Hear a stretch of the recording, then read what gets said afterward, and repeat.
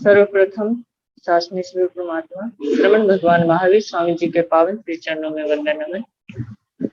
आचार्य सम्राट ध्यान योगी डॉक्टर पूज्य श्री शिव मुनि जी महाराज साहब, भगवान श्री जितेंद्र मुनि जी महाराज साहब, आगम ऑनलाइन कक्षा के प्रणेता पूज्य उपाध्याय श्री रविंद्र मुनि जी महाराज साहब एवं रत्नाधिक साधु साधु वृंद के पावन श्री चरणों में वंदन नमन। हम सब निरंतर गुरुदेव के मुखारविंद से चिन्हवाणी का लाभ ले रहे हैं और गुरुदेव के कृतज्ञता हम किन शब्दों में व्यक्त करें जो नित्य प्रति आगम वासना का हमें लाभ प्रदान कर रहे हैं। आज गुरुदेव हमें आगम वासना का लाभ दें, उससे पूर्व हम सभी गुरु वंदना द्वारा अपने आराध्य उपाध्याय प्रवर को वंदन करेंगे और आज गुरु वंदना का लाभ ले रहे हैं साध्वी श्री दीक्षा जी महाराज आदि।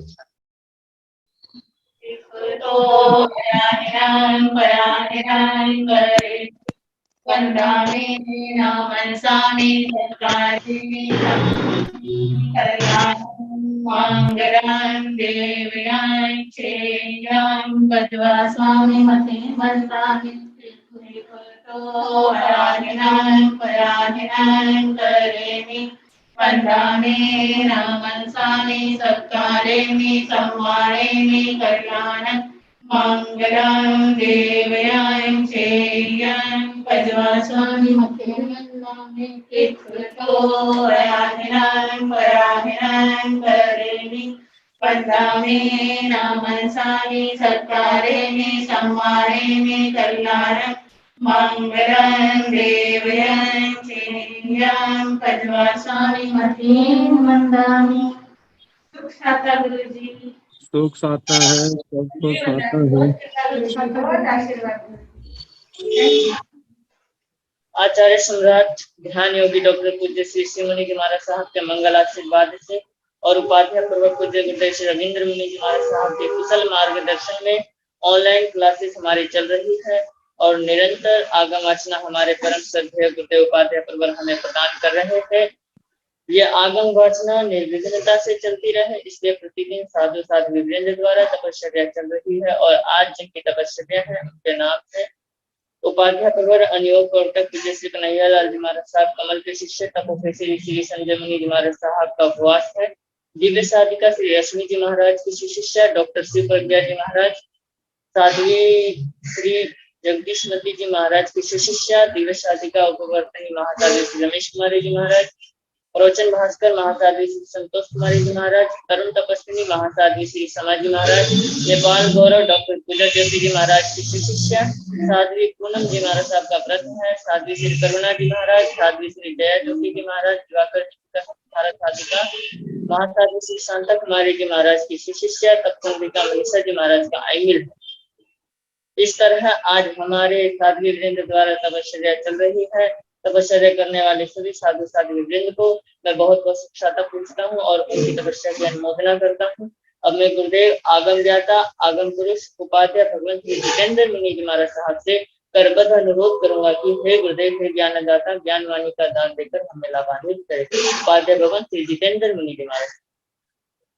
नमो अरिहंताण, नमो सिद्धाण, नमो आर्याण, नमो ओगंधायाण, नमो लोये साहुण, एसो पंच नमोकारो सब पावकण मंगलानंत संवेशे परमं होय मंगलम। जिन शासन जिन वाणी सदा जयवंत हो, श्रवण संग सदा अविचल मंगल हो।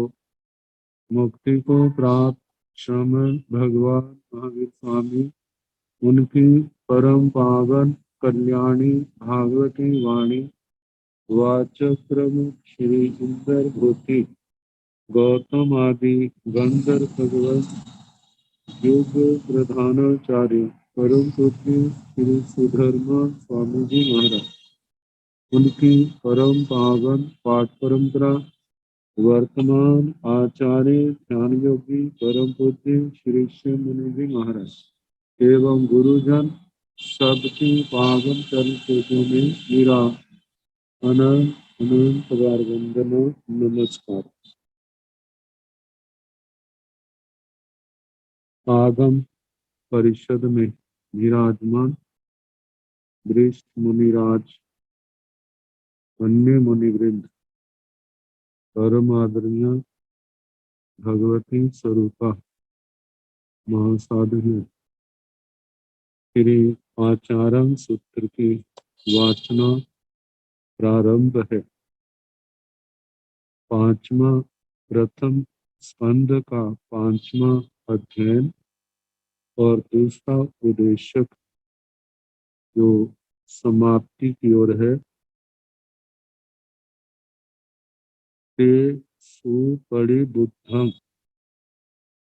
सुवणीयम की नच्चा पुरीसा परम चक्षु विपरिकमा येषु चेव बंद चेरम ही वेमी ते सूयं च मे और सत्यं च मे बंध प्रमुखो अझत्थेव इत्थ वीराय अणगारे दीहरायम तीतिखाए पमत्ते बहिया पास अपमत्तो परिवय एयं मोणं अमणो वा सिचासी की वेली।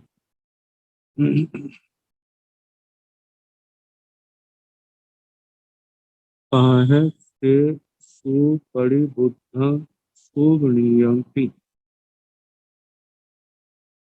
का मतलब वह है मुनि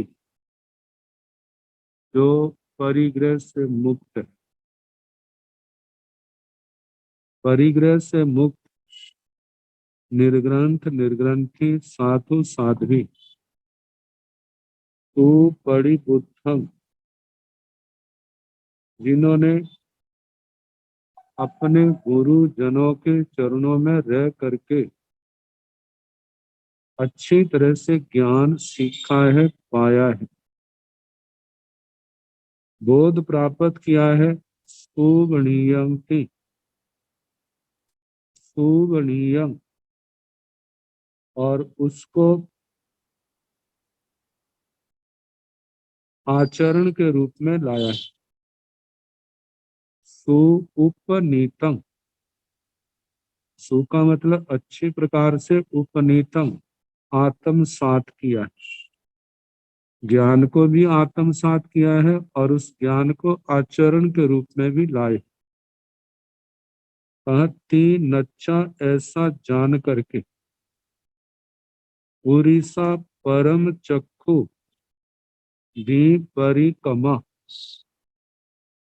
उड़ीसा हे पुरुष, हे आत्मा, हे मानव, परम चक्षु परम चक्षु परम चक्षु परम का अर्थ ज्ञान किया है। ज्ञान प्राप्ति का साधन आगम है। ज्ञान है चक्षु जिसके, आगम है आंखें जिसकी। ऐसे परम चक्षु, ऐसे आगम चक्षु जो साधु साधियां हैं।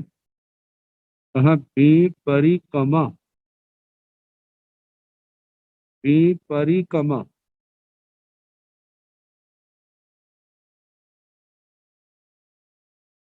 भी का मतलब विशेष प्रकार से, परिकमा पराक्रम करो। इसमें पराक्रम करे, तप अनुष्ठान में,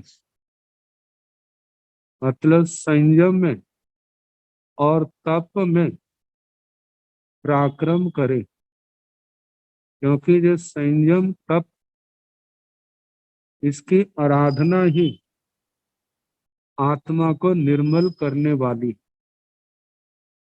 जन्म जन्म से बंधे हुए कर्मों को काटने वाली। और इस संयम तप की आराधना जिसमें हमारी सारी समाचारी आ जाती है, संयम तप की आराधना से आत्मा जन्म जन्म के कर्मों की मैल को धो करके आत्मा को निर्मल करके सिद्ध गति को प्राप्त करने का अधिकारी बन जाता है। तो कहा ऐसा जिसने, जो परम चक्षु है, आगम चक्षु है, ज्ञान जिसके नेत्र हैं, कहा ऐसा साधक संयम तप में पराक्रम करे। आचार्य श्री शिलांग जी ने कहा है, एक आंखें तो ये हैं जो हमारे चरम चक्षु हैं। कहा कि जो चरम चक्षु दो आंखें, यदि हम अध्यात्म की ओर नजर डालें तो दो आंखें हमारी कौन सी हैं? कहते जो हम, एक तो वह है जो हमने गुरुओं के चरणों में रह करके ये आगम ज्ञान सीखा है। दूसरी आंख है इस ज्ञान को धारण करने वाला साथी। जब कभी एक आंख काम ना करे तो दूसरी आंख से अपना काम चलाया जाता है। तो कहा जाता है जिसके दोनों ही आंखें हैं वह कितना भाग्यशाली है। अपने पास भी ज्ञान है और साथी भी ज्ञानी है, स्वयं भी आचार का पालन कर रहा है और साथी भी सम्यक आचार का पालन कर रहे हैं। मानो कभी कोई भूल करता है, अपने ज्ञान से संभल जाएगा, नहीं तो साथी की प्रेरणा से संभल जाएगा। जिसके पास एक भी आंख नहीं है, ताकि वह सन्मार्ग पर कैसे चलेगा? फिर तो उसका उन्मार्ग पर चलना निश्चित ही है। तो इसलिए कहा जाता है कि हम अपनी आंखों को निर्मल करें। ये हमारी आंखें निर्मल कैसे होंगी? ये आगम स्वाध्याय से ही होंगी। हम आगमों का बार बार अध्ययन करें। जितना हम अध्ययन करते जाएंगे, चिंतन के साथ हमारी आत्मा भी निर्मल होगी। धर्म ध्यान आत्मा के अंदर पैदा होगा, आर ध्यान रौद्र ध्यान से छुटकारा होगा। और ये साधना हमारी जितनी निरंतर चलती रही, उतना ही आत्मा को अध्यात्म लाभ होगा। तो इसलिए कहा है कि हे मानव, ये सब कुछ जान करके आत्मा का परम उपकारी कौन है? ये ज्ञान दर्शन चरित्र और तप, इनको जान करके, इसलिए इस ज्ञान दर्शन चरित्र तप में, संयम तप में अपनी शक्ति का प्रयोग करो, इनमें पराक्रम करो, इनका पालन करो, ताकि ऐसु चे बम्ब चेरंग थीवेमी। आचार्य श्री सुधर्मा स्वामी जी फरमाते हैं, जो मैंने भगवान के चरणों में बैठ करके सीखा है कि क्या ऐसु चेव, ऐसे जो इस निर्ग्रंथ मार्ग पर चलने वाले हैं, ऐसे जो परिग्रह से मुक्त हैं और परिग्रह की आराधना करने वाले हैं, जो सारे पापों से मुक्त हैं, ऐसी आत्माएं ही ब्रह्मचर्य में अवस्थित हैं, मोक्ष मार्ग में अवस्थित हैं। वेमी, इस प्रकार मैं कहता हूं। से सुयंग च में आझथ्यंग च में, मैंने भगवान के चरणों में अच्छी प्रकार से सुना है। आझथ्यंग च में, और जो मैंने भगवान से सुना है वह सारे का सारा मेरी आत्मा में अवस्थित है। क्या है? बंध मुखो अजथ्यव, कहा कि जो अजथ्यव आत्मा के अंदर ही ये सारा बंध मोक्ष है। और बंध से मोक्ष, बंध से छुटकारा आत्मा का कब है? जब आत्मा बाह्य बाह्य वृत्तियों से विमुख हो जाता है और आत्मा अंतर्मुखी बन जाता है। मतलब जब आत्मा आश्रव द्वारों को छोड़ देता है और संबर द्वारों को अपने जीवन का आधार बनाता है, तपस्या की आराधना करता है, तो ऐसी आत्मा का बंध से मोक्ष होना, मतलब बंध से दूर होना, बंध से दूर होने का मतलब मोक्ष की ओर बढ़ना, तब आत्मा का मोक्ष होता है। इत्थ वीराय अणगारे इह रायं तितिक्षाय। इत्थ वीराय, इस परिग्रह से जो विरक्त आत्मा है, साधु साध्वियां, निर्ग्रंथ निर्ग्रंथियां, कहा अणगारे अणगार, जहाँ परिग्रह से विरत अणगार, दीह रायम, जीवन पर्यंत, तितिक्षाए, तितिक्षित सहन करे, इनको परिसह और उपसर्गों को, जितना समता भाव से परिसह उपसर्गों को सहन करेगा, उतनी उसकी कर्मों की महानिर्जरा महापर्यवसान होगा। तो कहा दिन रात लंबे समय तक आजीवन इनको सहन करे, ताकि जो सहन सेना ही आत्मा का ऊर्ध्व गमन, मतलब ऊर्ध्व गमन का कारण है। क्योंकि जितना सहता जाएगा उतने उसके कर्मों के बंधन टूटते जाएंगे। जितने कर्मों के बंधन टूटेंगे आत्मा निर्मल होती जाएगी, आत्मा के अंदर धर्म ध्यान की वृद्धि होगी, धर्म ध्यान से शुक्ल ध्यान की ओर आत्मा गतिशील होगा, और जो आगे बढ़ना ही एक दिन केवल ज्ञान का कारण बनेगा। तो कहा आजीवन इन परिसर उपसर्गों को समता से सहन करता रहे। कहा कि पमत्थे बहिया पास, ये शिष्य देखो, जो पमत्थे, जो प्रमत्त है,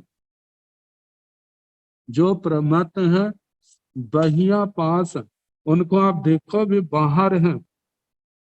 बाहर का मतलब इस मोक्ष मार्ग से बाहर है, धर्म से बाहर है। वे जीव कर्मों के बंधनों को नहीं तोड़ सकते। कब तक? जब तक वो प्रमाद में है। प्रमाद से निकलेंगे फिर ही उनके कर्मों के बंधन टूटेंगे। तो कहा जो प्रमाद में विचरने वाले हैं वे मोक्ष मार्ग से बाहर हैं। अपमत्तो परिवय, अपमत्तो इसलिए अप्रमत्त हो करके, प्रमाद को छोड़ करके आप परिवय मोक्ष मार्ग में चलो, मोक्ष मार्ग में आगे बढ़ो। एयं मोणं सम्मं अणुवासितासि तिवेमि। एयं जय ही मोणं, मुनि जीवन का सार है। ये मुनि जीवन, इस मुनि जीवन की सम्मं अणुवासितासि, सम्यक प्रकार से पालन करो। ये जो मुनि जीवन का बताया, परिग्रह से मुक्त होना, ज्ञान दर्शन चारित्र तप की सम्यक आराधना करना, इस आराधना में आने वाले प्रमाद को छोड़ना और अप्रमत्त होकर के इस मोक्ष मार्ग पर आगे बढ़ना। इस प्रकार आगे बढ़ते हुए अपनी आत्मा को संयम तप के संस्कारों से भावित करें। जितना जो हमारी साधना आगे से आगे बढ़ेगी, आत्मा जो है अपने लक्ष्य की ओर आगे से आगे बढ़ता जाएगा। तिवेमि, आचार्य श्री सुधर्मा स्वामी जी महाराज फरमाते हैं, इस अध्ययन का इस उद्देश्य का जैसा अर्थ मैंने भगवान से सुना वह मैंने आपको सुनाया। अब इसके आगे तीसरा उद्देश्य है, ताकि दूसरे उद्देश्य में अविरत और परिग्रही व्यक्तियों के जीवन का उल्लेख किया। प्रस्तुत उद्देश्य में विरत और अपरिग्रही साधक के जीवन का विश्लेषण आता है। तो सूत्र है आवंती एयावंती लोयंसी अपरिगहावंती एषु चैव अपरिगहावन्ति तुच्छा वै मेहापि पंडियान निसामिया सामियाय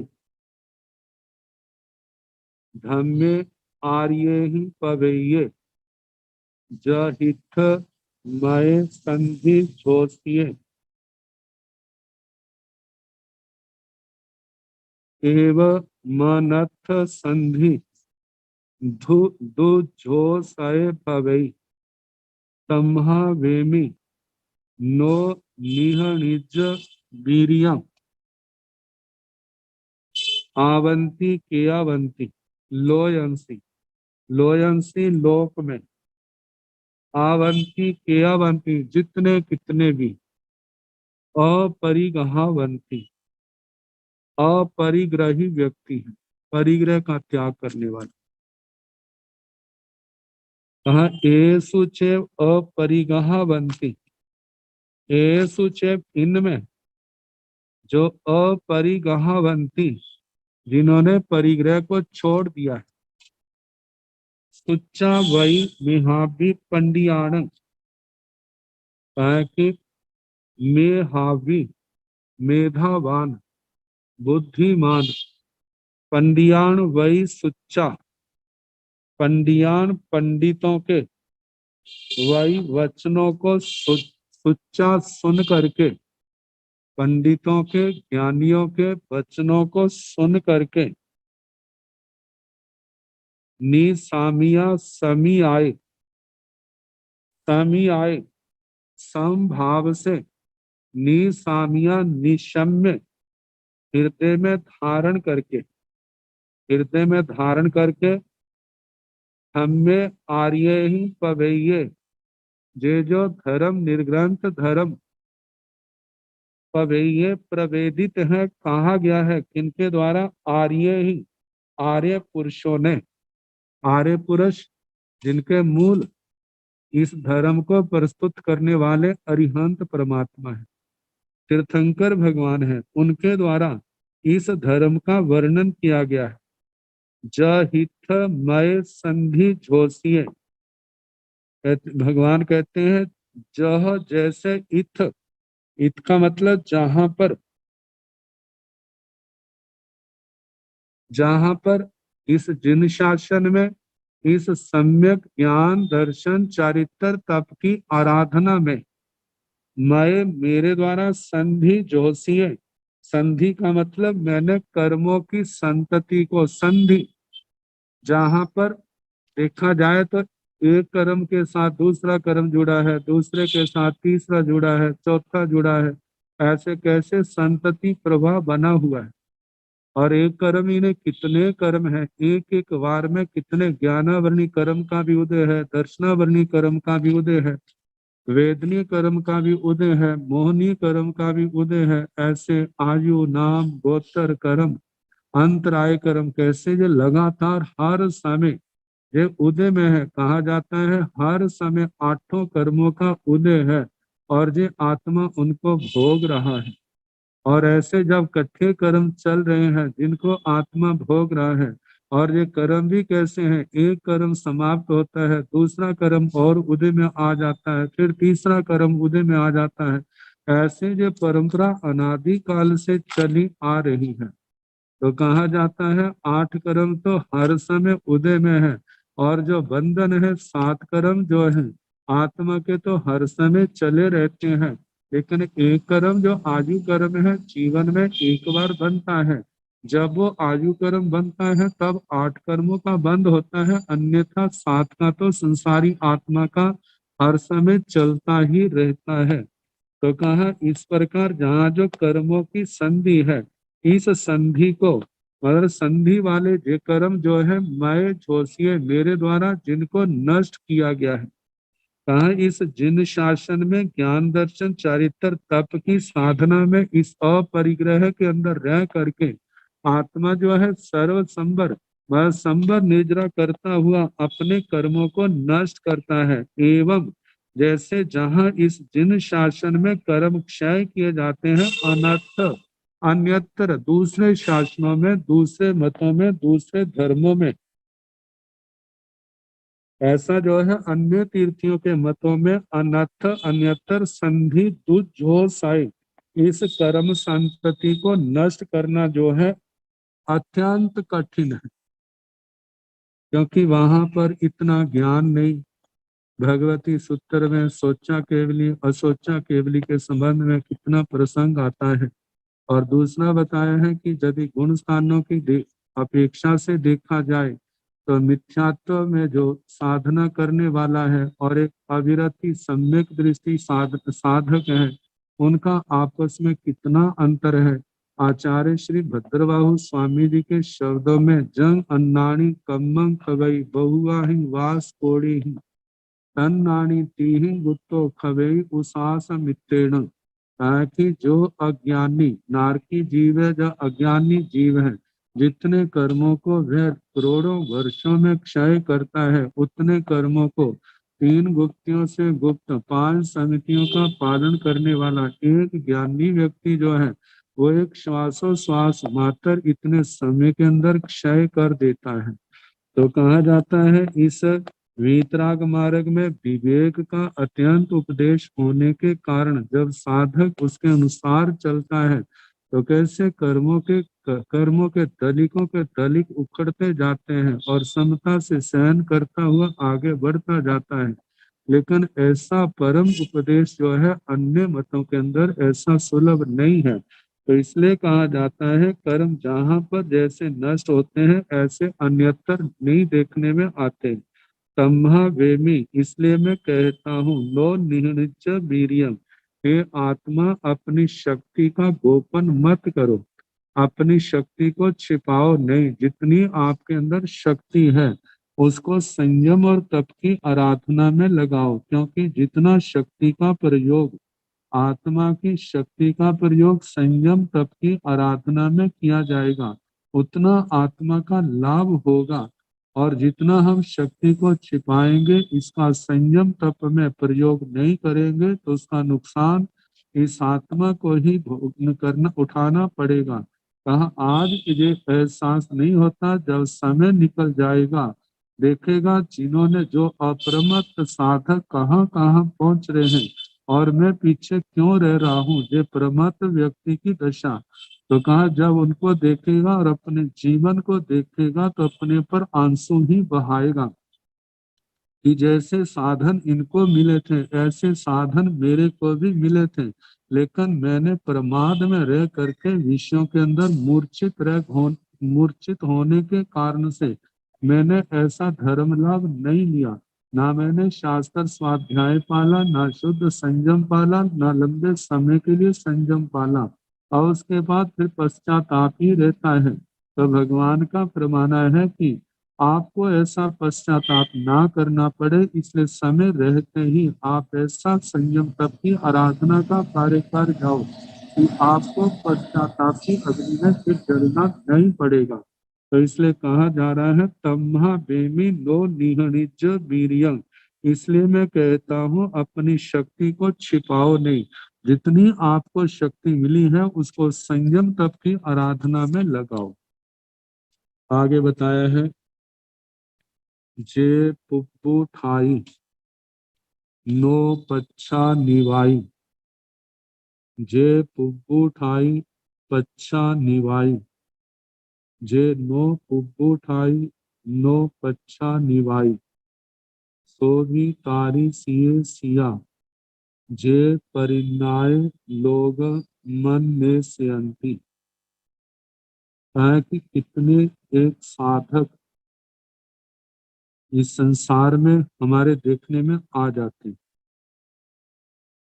जे पुब्बू ठाई नो पच्छा निवाई, पुब्बू ठाई जीवन की पूर्व अवस्था में ही बड़े उत्साह के साथ त्याग वैराग्य की भावना से संयम मार्ग में उठे हैं, संयम मार्ग में आगे बढ़े और आजीवन जिन चढ़ते भावों से संयम दिया था उन्हीं भावों से आजीवन पालते रहते। ऐसे मुनियों के लिए ऐसे साधु साध्वियों के लिए श्री स्थानांग सूत्र के अनुसार कहा जाता है कि शेर के समान उठे हैं और शेर के समान आखिर तक वे संयम तप के अंदर आगे से आगे बढ़ते गए। और ऐसे ही जीवों का जीवन जो है पूर्ण सफल होता है। एक तो ऐसे साधक हैं और दूसरे बताए ये पुप्पू ठाई बच्चा निवाई।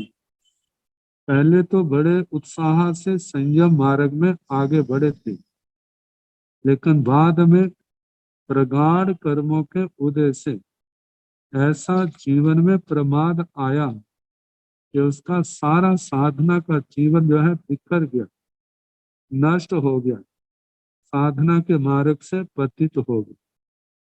कहा एक ऐसे हैं, फिर कहा है तीसरा भांगा, कहा कि जो न पुब्बू ठाई पच्छा निवाई, कहा जो शून्य है, उठे नहीं लेकिन गिर गए, जो उठा ही नहीं वो गिरेगा कहाँ से। तो इसलिए कहा है कि इस भांगे में कोई आता नहीं, ये शून्य है। चौथा भांगा दिया है, ये नो पुप्पू ठाई नो पच्छा निवाई, ना तो पहले उठे ना बाद में गिरे हैं, क्योंकि जब उठे ही नहीं तो गिरने का कोई प्रश्न ही नहीं आता। तो ऐसे लोग जो केवल प्रमाद के अंदर जीने वाले, सारा पापों का सेवन करने वाले, ताकि सोभी तारीसीय सिया, मतलब जो साधक संयम मार्ग में आए लेकिन प्रमाद को नहीं छोड़ा, या पहले संयम में रहे बाद में प्रमाद को अपना लिया और प्रमत्तता को छोड़ दिया, अपनी आत्मा की ओर से ध्यान हट गया, इंद्रियों के विषयों की ओर ध्यान चला गया, लोकेशना की ओर बढ़ गए, संसार के भौतिक साधनों की ओर ध्यान चला गया, आत्मा की ओर से ध्यान हट गया, अपने लक्ष्य की ओर से भ्रमित होकर भटक गए।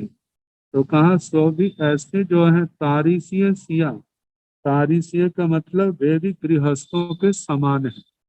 अब उनके जीवन में मोक्ष मार्ग कहाँ रहा, किसके बल से तरेंगे। तो कहा जे परिणाय लोगम मन में से अंति, जो परिणाय लोगम मतलब लोग को जो ज्ञान प्राप्त करने के पश्चात भी लोगम अन्वेषयन्ति मतलब लोग का ही अन्वेषण करते हैं, लोकेशना के चक्कर में पड़े हैं, जिनको जैसे कहा जाता है यश प्रतिष्ठा मान सम्मान दुनिया का जे भोगों की ऐशना है, धन की ऐशना है, मोक्ष मार्ग से उनका ध्यान हट गया, केवल आत्मा जो है अंतर्मुखी से बहिर्मुखी हो गई है, संसार के सुखों को प्रधानता है, आत्मा के सुखों को प्रधानता नहीं है। कहा कि ऐसे जीव जो हैं वो भी क्या तारीसीय सिया, तारीसीय गृहस्थों के समान ही है, वो तरने के अधिकारी नहीं है, मतलब वे आत्माएं जिनके जीवन में धर्म नहीं है। कहा जाता है संसार से तरने वालों में जहाँ साधु साध्वियां हैं वहां पर श्रावक श्राविकाएं भी हैं, जो निष्ठा पूर्वक अपने साधु साध्वियां साधु जीवन का, श्रावक श्राविकाएं जो अपने श्रावक जीवन का पालन कर रहे हैं, वे भी संसार को सीमित कर रहे हैं, और जहां से समाधि पूर्वक भाव पूर्ण करके देवलोकों में और वहां से पुनः मनुष्य जन्म लेकर के और प्रतिबोध पा करके साधु जीवन लेकर के कितने जीवों का शास्त्रों में वर्णन आता है, जो आगे मनुष्य जन्म लेकर प्रतिबोध पा करके और पुनः संयम तप की आराधना करके कर्म क्षय करके सिद्ध गति को जाएंगे। तो कहा है कि वे गृहस्थ जिनके जीवन में धर्म नहीं है और वो साधु जीवन आ गया लेकिन उनकी चर्या जो है वो धर्म वाली नहीं है, धर्म वाली न होने के कारण से वो धर्महीन उन गृहस्थों के समान ही है। वे तरने के अधिकारी कैसे होंगे जो इस लोकेशना के चक्कर में पड़े हैं। आगे कहा है एयं न्याय मुनिना पवेयं इह आणाकंखी पंडिये अनीहे उब्बावर रायं जय माणे सया शीलम सुपेहाय सुनिया भावे अकामे अझंजे इमेन चेव जुज्जाहि किंते जुज्जेन बच्छाओ एयं न्याय मुनिना पवेय। मुनिना भगवान के द्वारा, न्याय अपने केवल ज्ञान से जान करके, एयं जह ये धर्म का स्वरूप, यत्न जिसमें प्रधान है, जिसमें कहा जाता है जयं चरे जयं चिट्ठे जय मासे जयं सए जयं भुंजंतो भासंतो पाव कम्मं न बंधई। छह काया के जीवों की रक्षा में यत्नशील होना, ज्ञान दर्शन चरित्र तप की आराधना करना, साधु जीवन में महाव्रतों का पालन करना, रात्रि भोजन का आजीवन त्याग, 5 समिति 3 गुप्ती का पालन, 10 यति धर्म की आराधना और इस आराधना में आने वाले परिसाहों को उपसर्गों को समता से सहन करने का अभ्यास करना। कहा ये सारे का सारा किन्होंने कहा है कि भगवान ने, भगवान के द्वारा पवेयम पवेयम प्रवेदितम प्रतिपादितम कथितम कहा गया है। इह आणाकंकी पंडिये अणिहे, यह इस जिन शासन में, जिन प्रवचन में आणाकंकी भगवान की आज्ञा के अनुसार चलने वाला, भगवान की आज्ञा की आकांक्षा करने वाला, भगवान की आज्ञा को चाहने वाला, भगवान की इस बात में, जब कोई भी बात होती है इस बात में भगवान का क्या कहना है, जो भगवान कहते हैं वो हमें स्वीकार है, हम उसको पूर्ण रूप से पालन करेंगे। उसको पालन नहीं होता है तो पालन करने का प्रयास करेंगे। जब प्रयास करेंगे तो एक दिन हमारे को पूर्ण सफलता भी मिलेगी। तो कहा ऐसे जो भगवान की आज्ञा की चाहना करते हैं, और देखा जाए ऐसे व्यक्ति ही ज्ञानी क्या है, पंडित हैं। पंडित का मतलब सत्य और असत्य का विवेक रखने वाले, असत्य को छोड़ने वाले और सत्य को ग्रहण करने वाले, ऐसे तीक्ष्ण विचक्षण बुद्धि वाले पंडित। अनीहे, अनीहे का मतलब जिन्होंने स्नेह को छोड़ दिया है, जिन्होंने राग को छोड़ दिया है, राग के बंधनों से ऊपर उठ गए हैं। जहाँ पर टीका में कहा है कि 3 प्रकार का राग है, जैसे कामराग, स्नेह राग, दृष्टि राग। इनसे क्या है, अपने आप को उन्होंने मुक्त किया है। काम राग से वासनाओं का परित्याग कर दिया है। दृष्टि राग जो है संसार की अन्य दृष्टियों को छोड़ करके भगवान के प्रति वो क्या है, समर्पित है। तो और उसी और उनका ध्यान है, और संसार के परिवार के लोगों से अब कोई स्नेह नहीं है। और सारा का सारा स्नेह अनुराग देखा जाए तो जिन प्रवचन के प्रति, जिन जिन धर्म की आराधना के प्रति मेरा ज्ञान निर्मल हो, मेरी श्रद्धा निर्मल हो, मेरा चरित्र निर्मल हो, अपने ज्ञान दर्शन चरित्र तप की ही आराधना में लगे रहते हैं, तो ऐसे कहा है अनीहे, संसार के स्नेह से जो मुक्त है।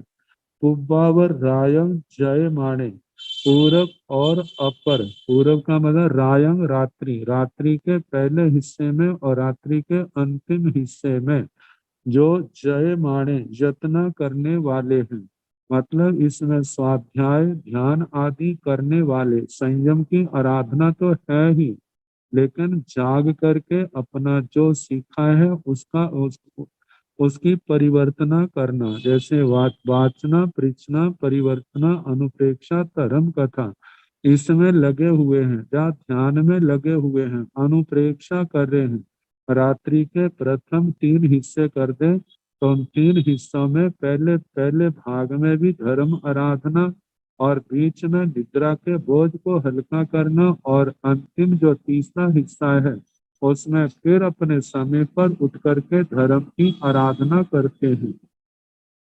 वैसे रात्रि के प्रथम और अंतिम हिस्से में यत्न करने वाले, धर्म आराधना करने वाले।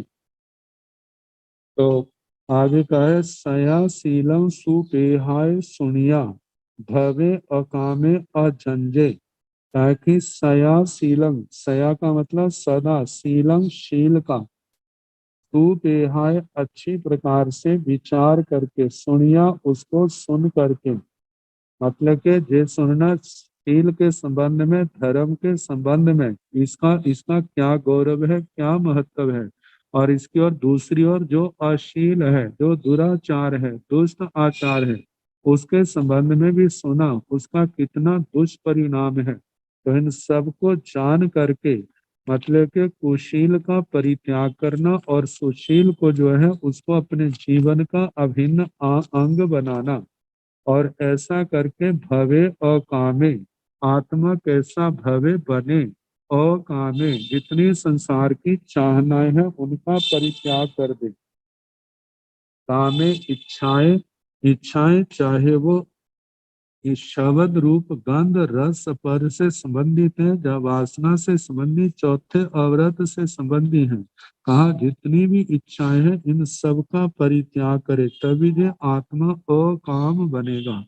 जब जितना अकाम बनेगा उसका मन, उसकी आत्मा धर्म ध्यान में, स्वाध्याय में, इन साधनों में, संयम तप में उतनी स्थिर होगी। और जिसके मन में जितनी इच्छाएं उद्बुद्ध होती, जागृत होंगी, उस व्यक्ति का, उस साधक का मन, आत्मा उतनी ही अव्यवस्थित होगी।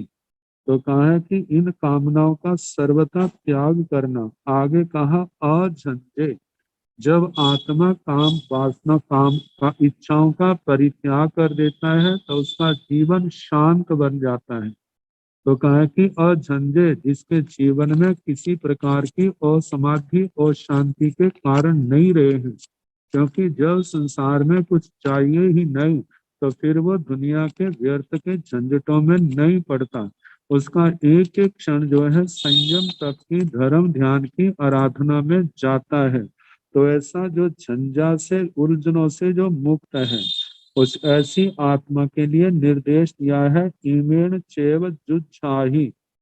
कहा जाता है ईमेण, ईमेण का जहाँ पर टीका में अर्थ दिया है औदारिकेन शरीरेन, उदारिक शरीर से जुच्छाही, युद्ध करो। कहा जाता है इस उदारिक शरीर के साथ युद्ध क्या करना।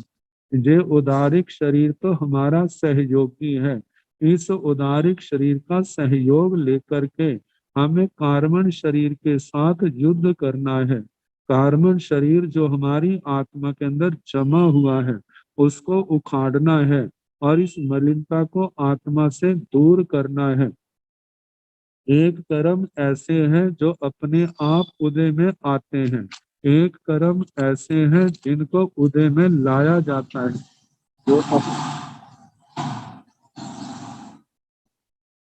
जो कर्म अपने आप उदय में आते हैं उनको भी समता से सहन करना है।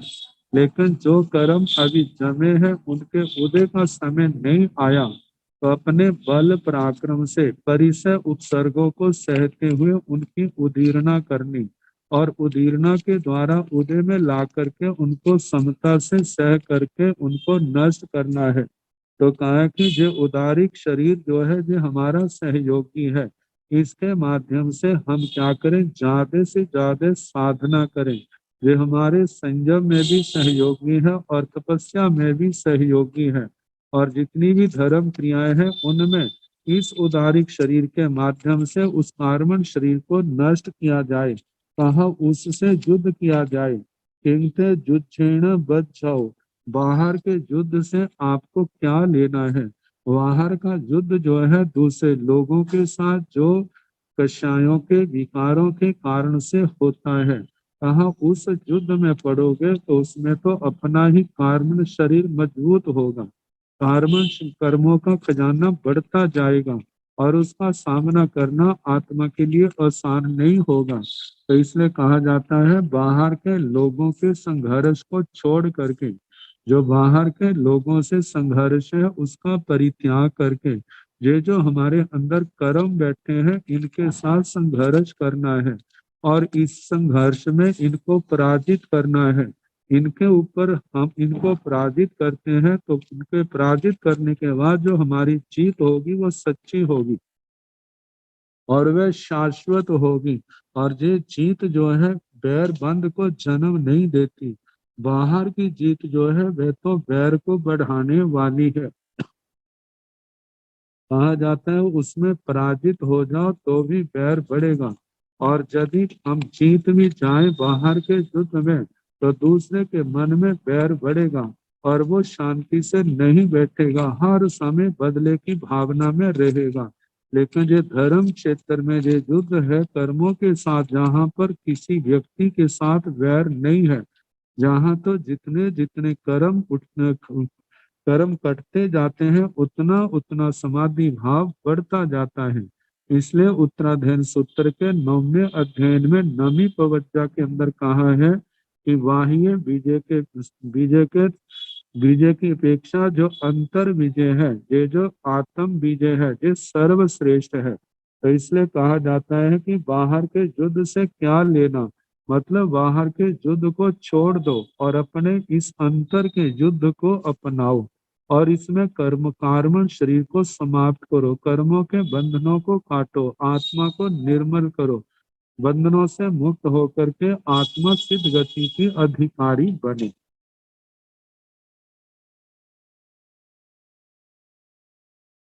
आगे बताया है युद्धारिहं खलु दुल्लहं जहिथ कुशलेहिं परिन्ना विवेगे भासिये चुएहु वाले गब्बाईसु रज्जई असिंग चेयं पवुच्चई रुवंसी वा क्षणंसी वा तेहु एगे समृद्ध पहे मुनि अन्नः लोग मुवेह माणे इय कम परिणाय सब सो से न हिंसाई संजमाई नो पगब्बई उवेह माणो पतियं सायं वन्ना एसी ना रघे कंचणं सब लोए एग पमुहे विदिस पैने निविन्न चारी आरय पयासु युद्धारिहं खलु दुल्लहं। खलु निश्चय अर्थ में आया है, युद्धारिहं युद्ध के योग्य। इस अध्यात्म युद्ध में औदारिक शरीर की आवश्यकता है। औदारिक शरीर तो एक इंद्रिय के पास भी होता है, 2 इंद्रिय, 3 इंद्रिय, 4 इंद्रिय। समूर्छम जीवों के पास भी होता है, पंचेंद्रिय त्रेंचों में भी होता है, मनुष्यों में भी होता है। लेकिन जो हम कर्म क्षय मनुष्य जन्म में कर सकते हैं और वे भी संगी भाव में, और वह भी कर्म भूमियों का, वे भी संख्यात वर्ष की आयु वाला, उस जे समय है उस कर्मों से युद्ध के योग्य। कहा जाता है कि जब ऐसा योग्य समय मिलता है तो आत्मा अपनी आत्मा के लिए बहुत कुछ कर सकता है।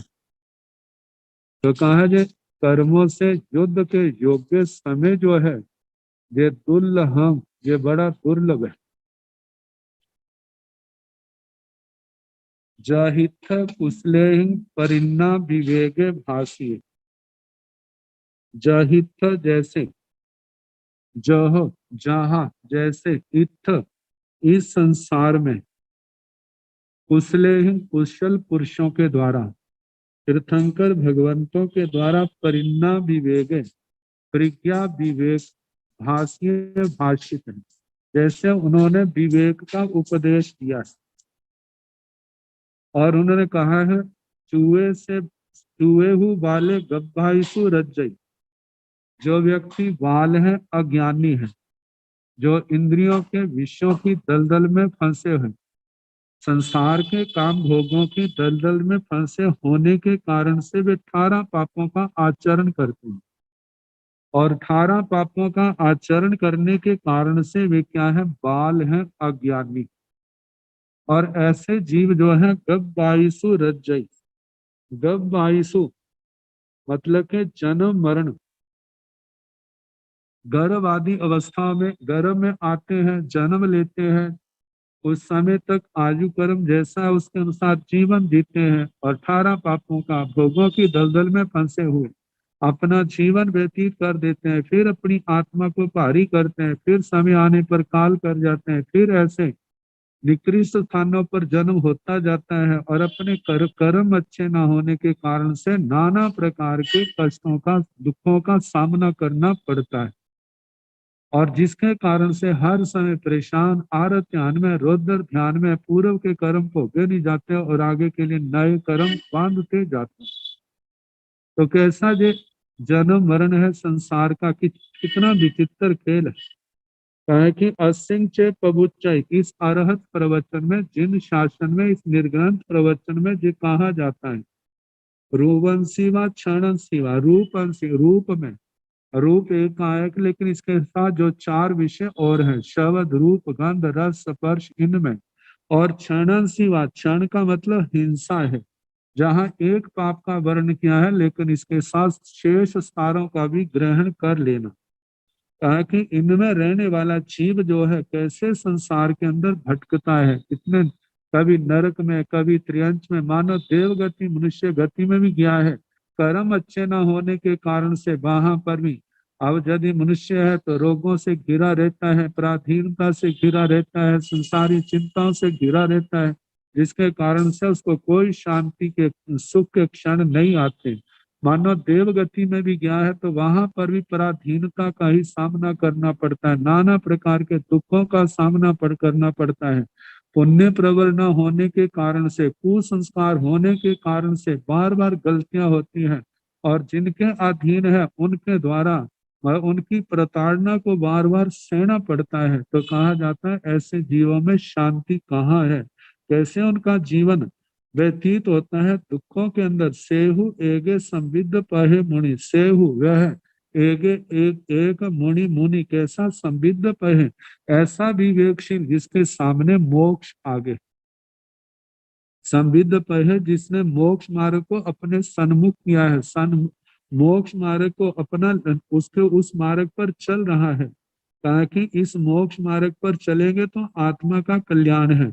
अन्नहा लोगम उवेह माणे, अन्यथा लोक को देखता हुआ, ताकि इस धर्म मार्ग से विपरीत चलेंगे तो संसार में कैसे दुर्गतियों का सामना करना पड़ेगा, कितने दुखों को भोगना पड़ेगा। और कहा इस मार्ग से, इस वीतराग मार्ग से विपरीत चलेंगे और जो विपरीत चलने वाले हैं उन लोगों को देखता है और उनकी उवेह माने उपेक्षा करता हुआ। इय कर्म परिणाय सब सो से न हिंसाई, ऐसे कर्म के परिणाम को जान करके, इय कर्म परिणाय, इस प्रकार कर्म के परिणाम को जान करके, सब सो से न हिंसाई, वह विवेकशील जीव जो है सर्व प्रकार से, मतलब 3 कर्ण 3 जोग से किसी जीव की हिंसा नहीं करता। तो जहाँ कहा कि जीव की हिंसा नहीं करता मतलब 18 पापों में से किसी भी पाप का सेवन नहीं करता। तो कहा संयमई नो पगब भाई, वह संयम का पालन करता है लेकिन कहीं पर भी प्रगल्भता मतलब धृष्टता नहीं दिखाता, कहीं पर भी कोई भूल नहीं करता।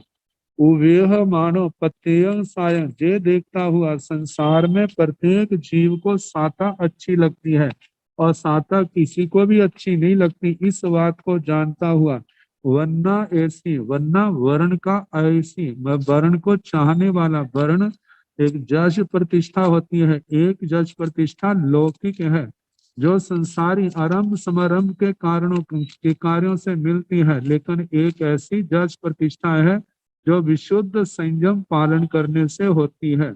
अपनी आत्मा की शुद्धि के लिए तपस्या करने से होती है। जैसे हम देखते हैं शास्त्रों में कितने ऐसे महान साधकों का वर्णन आता है जिनके प्रति जो साधक प्रबुद्ध आत्माएं उनको सुनते हैं, कैसे उनकी महिमा गाते हैं, उनका गुणगान करते हैं, उनको वंदना नमस्कार करते हैं और भावना भाते हैं। जैसा बल पराक्रम, जैसा विवेक इनकी आत्मा के अंदर प्रकट हुआ, ऐसा विवेक, ऐसी शक्ति हमारी आत्मा के अंदर भी प्रकट हो और हम ऐसा विशुद्ध संयम तप की आराधना करें और हम संसार को सीमित करते हुए संसार को पार कर जाएं। हमारे कर भगवान की वाणी के आराधक बने। कहा ऐसे जश की तो भावना होती है कि हमारा संयमी जीवन हो, लेकिन कहा कि संयम पालन करे निष्ठा से, तो देखने को वो ठीक है, संसार के जश की कामना नहीं करते, कोई हमारी प्रशंसा करे, लेकिन उनका जश होता है चाहे वो चाहना ना भी करे। तो कहा कि ना रहे कंचनन, इस संसार में किसी भी जीव का घात ना करे, कोई आरंभ समारंभ ना करे, सब लोग सारे लोग में एक प्रमुख है। कहा एक प्रमुख, एक ही लक्ष्य जिनका प्रमुख है, एक ही और अपना मुंह किया हुआ, एक ही अपना लक्ष्य धारण किया है। क्या है कि मैंने सिद्ध गति को पाना है, मैंने सारे कर्मों का क्षय करना है। विदिश पहिने, कहा कि जो विदिश पहिने विधिक पर तीर्ण, मतलब कर्मों से कर्मों के बंधनों को जिसने पार कर लिया है।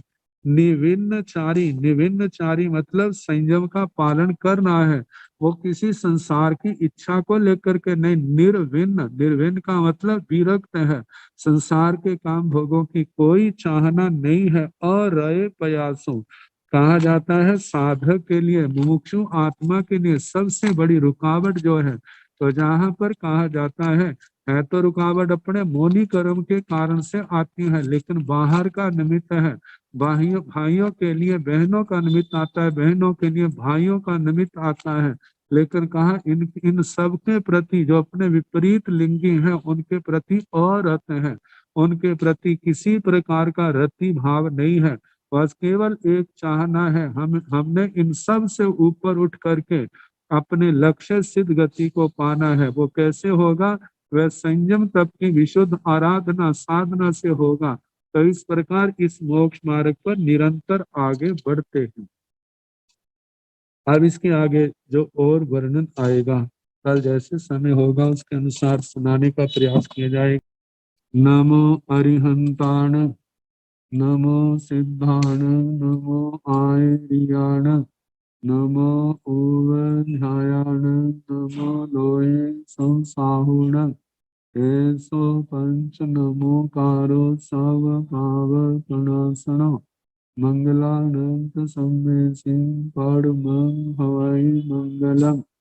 श्री तारि मंगलम, हरिहंता मंगलम, सिद्धा मंगलम, साहु मंगलम, केवली बनतो धम्मो मंगलम, चतारि लोकोत्तमा, अरिहंता लोकोत्तमा, सिद्धा लोकोत्तमा, साहु लोकोत्तमा, केवली बनतो धम्मो लोकोत्तमो, चतारि शरणं प्रवज्जामि, अरिहन्ते शरणं प्रवज्जामि, सिद्धे शरणं प्रवज्जामि, साहु शरणं प्रवज्जामि, केवली बनतं धम्मं शरणं प्रवज्जामि। चार शरण, सुख करने, दुख हरने, मंगल करने और शरणा नहीं कोई, जो भव प्राणी आश्रय।